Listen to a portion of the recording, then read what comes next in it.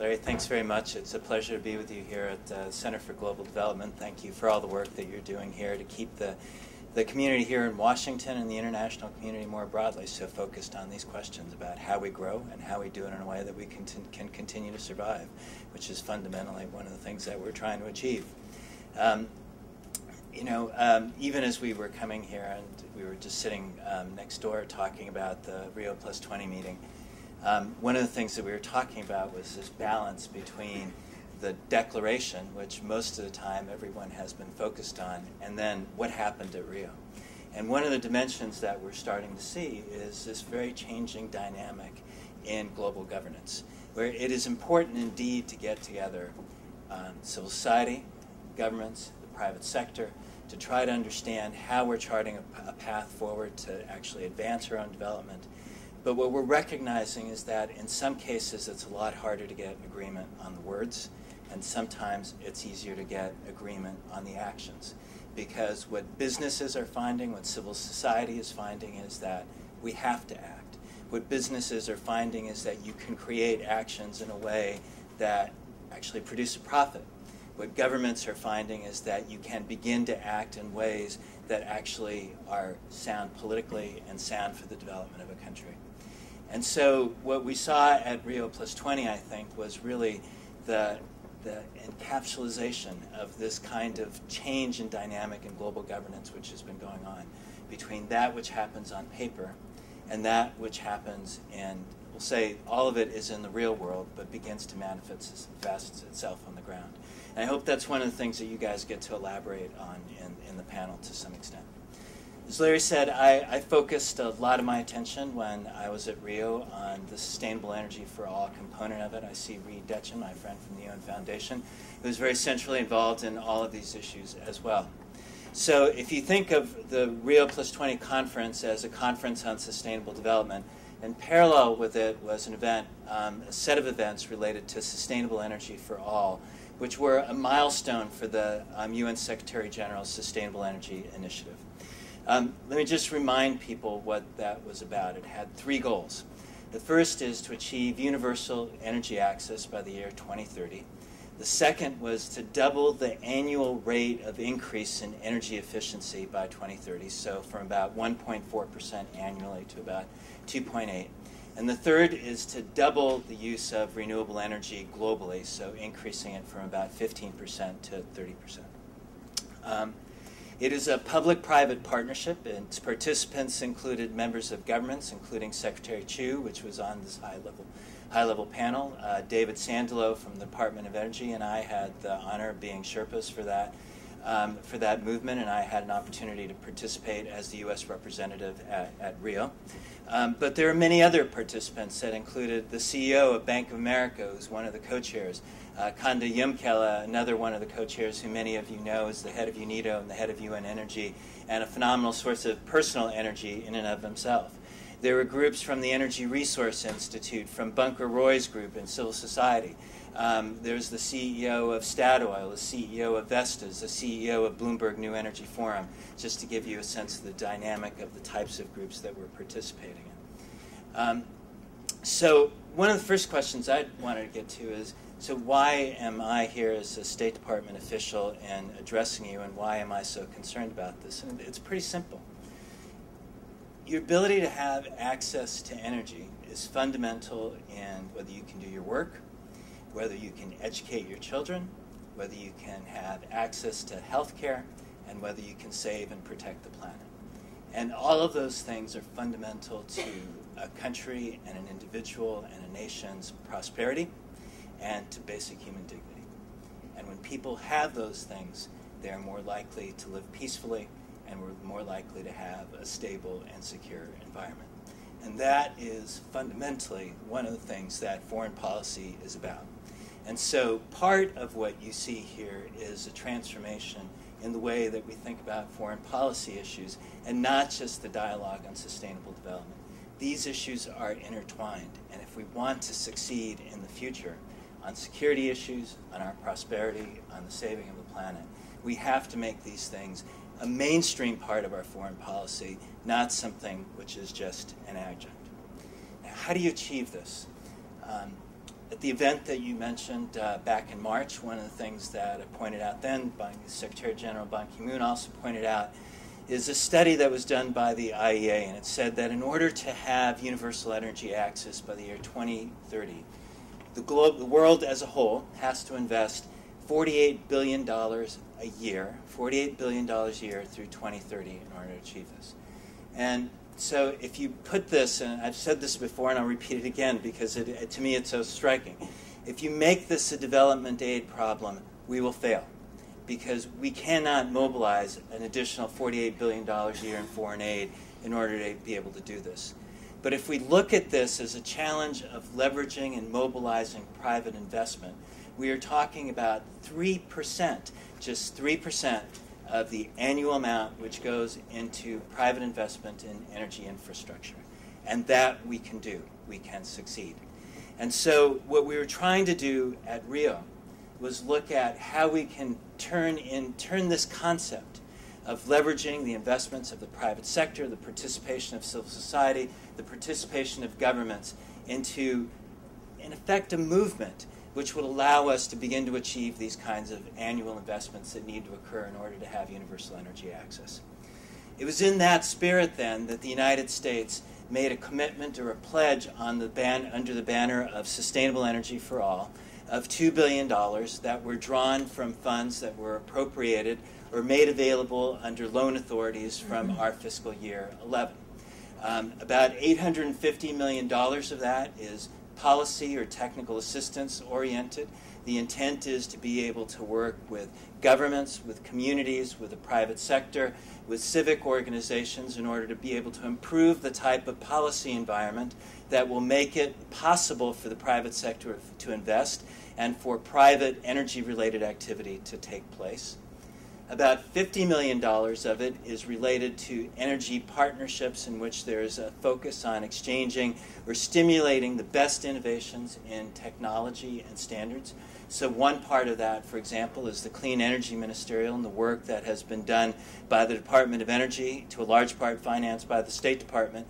But we've been able, through those mechanisms, and they're truly dynamic mechanisms, to be able to get different groups that are working together on driving down the cost of wind power, of solar power, of looking at creative financing mechanisms, and at looking at some basic things like appliance standards, which most of us wouldn't think that appliance standards would be that exciting a topic. If you've ever heard Secretary Chu about it, he'd change your mind. But if you think about how standards on appliances like refrigerators and air conditioners can just radically reduce the consumption of electricity. Some of the studies that have been done have indicated that it could avert the creation of 600 power plants by the year 2030 just simply by changing the way that we have appliances on our standards themselves. So in fact, taking some of those best lessons. And about $1.1 billion was related to financing that would be provided through the overseas private investment corporations, which could be done as loans, as insurance, or on mechanisms such as, and these creative mechanisms such as providing partial guarantees on power purchase agreements between investors in generating companies and utilities, so that as the regulatory structure changes, the investor is actually covered and they have a greater incentive to be able to go into a risky environment. Also at Rio, and I'll mention this for a second because it caused a little bit of confusion with some of the press, Secretary Clinton announced what was called the Africa Clean Energy Financing Initiative. This is something which was worked on very intensely by my friend Ton Stern, the climate change envoy, and Elizabeth Littlefield, the president of OPIC. And what the ACF was about was that working around the concept of OPIC investments. OPIC in many cases finds itself in situations where it can help stimulate the creation of investment funds, but the actual investments may not take place because there isn't the necessary funding for a feasibility study or an environmental study. And so by having an additional amount of technical assistance funds that are placed into this context, it then might be able to trigger much greater sums in the hundreds of millions of dollars of actual investment. And so this was a separate, something which is in fact actually coming. It's separate from, in addition to the $2 billion that I mentioned. And these are activities that we're going to see coming online into the future. Now, one of the things that to me was particularly encouraging about Rio is that this concept of public-private partnership and the kind of response that we were hoping to see between countries in the private sector and civil society really started to manifest itself. A few months ago, as we were working on issues in preparation for Rio, we talked about the importance of countries being able to come together and developing a framework internally for those countries so that they can begin to attract private investment. And these issues could extend to how they price electricity, to how utilities function, to their ability to actually cut losses in transmission systems, to be able to create mechanisms for off-grid power, because all of those are going to affect the climate for investment. And indeed, one of the countries in particular focused on the development of cook stoves. We thought, wow, maybe we can work on getting 10 countries to come together and say that they want to develop these frameworks. By Rio, 52 countries had already started the process of developing their action frameworks in the energy sector to be able to align their policies with private investment, with civil society engagement. There's a lot of work that needs to be done to take that foundation, continue to advance it, look at how to deepen it and develop it and use it to attract investment. But the fact that the countries themselves were saying, hey, we want to be part of the race to the top, was in itself significant. From the multilateral development banks, we saw quite significant commitments on how they started to restructure their portfolio. And by Rio, they had committed about $30 billion worth of financing, in particular from the African Development Bank, from the European Bank for Reconstruction and Development. But the World Bank is also working on developing a number of the Inter-American Development Bank is looking at developing specific programs in the area. And so what we're seeing from the development banks is a willingness to step up and say, okay, we want to be part of this picture of how we direct additional resources to sustainable energy as well. Interestingly, the OPEC here, the overseas, or not the overseas, the Organization of Petroleum Exporting Countries, OPEC Fund for International Development, OFID, committed $1 billion in support of financing for sustainable development. The EU, $63 million in technical assistance funds. Norway, another $140 million. The Italian energy company, Eni, about $5 billion in reducing energy intensity. Statoil, the Norwegian state oil company, has been part of a very fascinating initiative together with the World Bank called the Global Gas Flaring Reduction Initiative. And as part of that, all of the major oil companies are participating together with the World Bank to look at how they can put in practices to reduce the amounts of gas flaring, apply it to power generation, and in effect have much stronger gas-to-power types of projects that are being done with associated gas from oil production. Bank of America indicated that over 10 years it will be making available $50 billion in finance for energy efficiency and renewable energy projects. Obviously, for private companies, they're doing this in a way that is going to advance their interests. They're eventually going to make a profit. But here's the fascinating thing. These aren't corporate social responsibility programs. This isn't the side donation of $200,000 or $250,000. This is companies saying that our mainstream business is changing the way that we invest money in a way that makes our investments in energy sustainable over time. For the United States, I think it's important to emphasize that this was more than just a reshuffling of funds and where they were allocated. Because these technical assistance funds, for example, what it gives us the opportunity to do is to now look at how some of these other investments are flowing through, whether it's from governments, development banks, individual countries, or the private sector, and ask, how do we use our technical assistance to be able to unblock the constraints that could allow a part of that financing from Bank of America, for example, to actually be invested? Or as we're engaging in these technology exchanges, how do we invest the resources in a way that more effectively allows for the dissemination of funds? So in the last part of this, let me just quickly touch on 5 points that I just want to highlight that we need to think about for the future, and I think are huge challenges. First of these is energy efficiency, and in particularly energy efficiency on buildings. with population increases, especially in emerging countries, in China and India. 70% of the buildings that we're going to have in 2030 do not exist today. And so if we can change the building codes for those buildings, we can start changing the infrastructure platform on which that future is actually going to be built.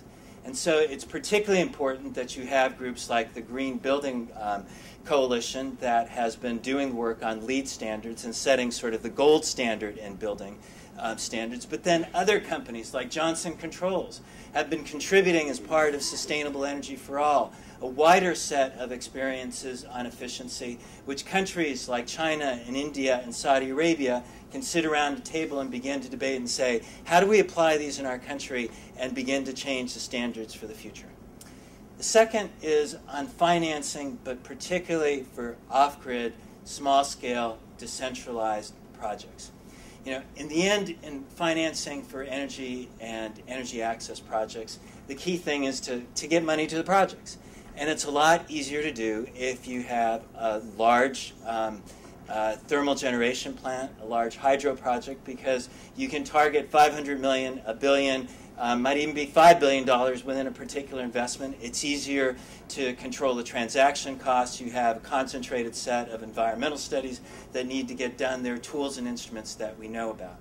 The challenge is, how do you get that when the scale of individual projects might be, say, 50 kilowatts or a megawatt, and the level of investment might be, let's say, $5 million. You're not going to get that out of large funds. And you need to start asking the question, how do you work with intermediaries? How do you reduce the risk? How do you create confidence in the kinds of projects that you're working with so that you're not simply investing in junk? And how do you engage governments and civil society in doing it? The Energy Research Institute in India, for example, is now committing to work on projects like this together with USAID, where they're beginning to develop models on how to combine those factors to make this possible.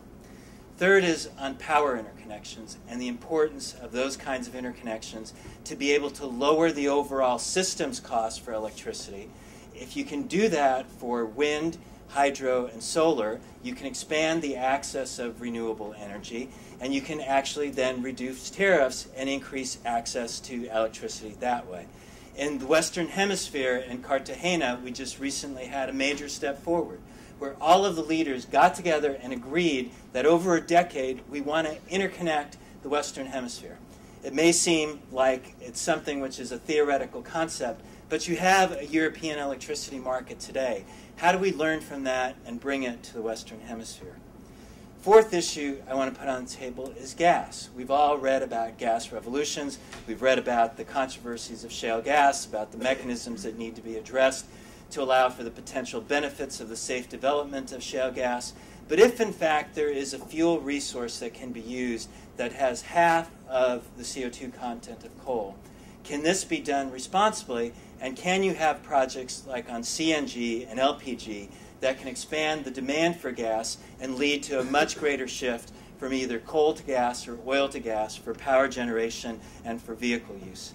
And finally, I'll end on the same note that Mike did, which is on transparency. Because there are two types of poverty here that we have to think about. There's the energy poverty of people who don't have it, and then there's the energy poverty of places that do potentially have energy or energy generating resources but don't bring it to their people because of the way that they govern. And some of that is related to extractive industries, but it can happen just as well with hydro or wind or solar. The critical thing is, how do you operate energy systems and power systems in a way that actually bring benefit to people?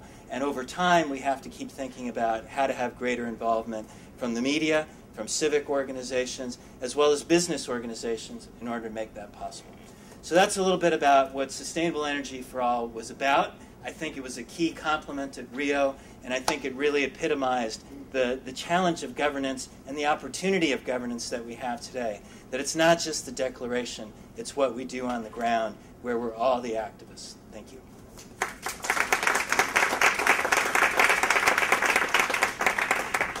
don't know if you wanted to take a question, so because I took a lot of time. Or, Two quick questions. Gentleman back there. And way in the back. Just those two. Lisa, you're a little slow. Get your hand up. We'll get to you later. From Asian Development Bank. I would add to your challenges perhaps the structure of urban development and the sustainable transfer that goes with it. Because just like the buildings have not been built, many of the cities have not been built yet, and therefore the way the cities are structured and the transportation that goes with them will have a major impact on energy. My question is more... You could have stopped there. All I had to do was say I agree. But now we have a question. The question is, you have told us a lot of mechanisms that would help developing countries address some of these issues. Now, with the fact that shale, gas, and oil and other energy sources are being developed in the North American continent, you could see a situation where North America itself is basically energy self-sufficient. And that is likely to detract quite a bit of incentive to seek energy efficiency and energy savings and ultimately carbon reductions. So how do you see the situation evolving not only in the developing countries, but in the developed countries and specifically in North America in terms of energy conservation? Pio, thanks very much. And I think we'll take the second question right away. And then Carlos will give you like a minute and a half or something. It's way in the back there. Gentleman in the back here. And then keep going. You'll see him. He's standing up, making it easier for you. Thank you. Thank you. Rob Colorino with AIAC Investment. Question with respect to some of the counterparties. You mentioned, for instance, African Development Bank. How do you all work with governance as to the mandate of not just going into certain popular countries, but also going towards those that are either less served or less popular? Okay. Let me just start at the last point, and it goes to the point that I mentioned in my talk. 52 countries signing up and wanting to develop their own energy action plans. And I think one of the recognitions that we all have, whether it's from the donor community or the investment community, is that you can't succeed unless there is a foundation, a policy foundation to be able to attract that. And I think that one of the critical things is that now countries are coming forward and saying that we're not seeing this as an imposition on us, we're seeing this as something that we want to do to be able to attract the investment. It's going to take a lot of hard work. It's going to come into some controversial issues when you get into things like phasing out of fuel subsidies into the future. One of the important parts of sustainable energy for all is to create a vehicle or a platform for those countries to then come back to a centralized place, raise their hand and say, hey, I want to play, and then to use that as a platform to be able to attract civil society, donors, investors, and help them understand what the possibilities are. So that's the concept. There's a lot of work that we have to do to make that possible. On the question of the developed countries, North America itself, energy conservation, and the future. It has been fascinating, and President Obama, you've heard him many times say that we have to have an all-of-the-above energy strategy. And that all-of-the-above energy strategy has to have an element of conservation. We've taken very aggressive steps in fuel efficiency standards and building standards. Many states have taken very aggressive steps in setting renewable portfolio standards. And obviously we've had issues in being able to pass something comprehensively at a federal level, but you can't stop. And so part of the issue is continuing to ask the question, where you have opportunities, where do you take those commercial opportunities that make sense, and how do you build on them for the future? Between the efficiency measures that have happened, the development of unconventional resources of both gas and oil, the United States has cut its import dependence from about 60% in oil in 2005 to about 45% today, and that's projected to go down to about 33% in the year 2030. But at the same time, this can happen if you have continued improvements in efficiency. The last thing I just want to stress about this, though, is that this doesn't mean that the United States just forgets about the rest of the international community. Because in the end, we are still part of a global market. And the prices that we are paying, if we're serious about phasing out fossil fuel subsidies, the prices we are going to pay are global fuel prices. And so we are just as concerned about stability in international markets, about physical security, and defense security issues and transit security issues, because in the end, those are also going to affect the prices that we pay in the United States. They're going to affect our economic growth. You know, fundamentally, a test here is can you grow your economy, and can you be competitive in the global marketplace? And what we're seeing is that if you want to do that, you got to be able to be efficient, you have to cut costs, you have to turn those into productive activities. And I think that's the economic challenge that we face today. Thanks very much.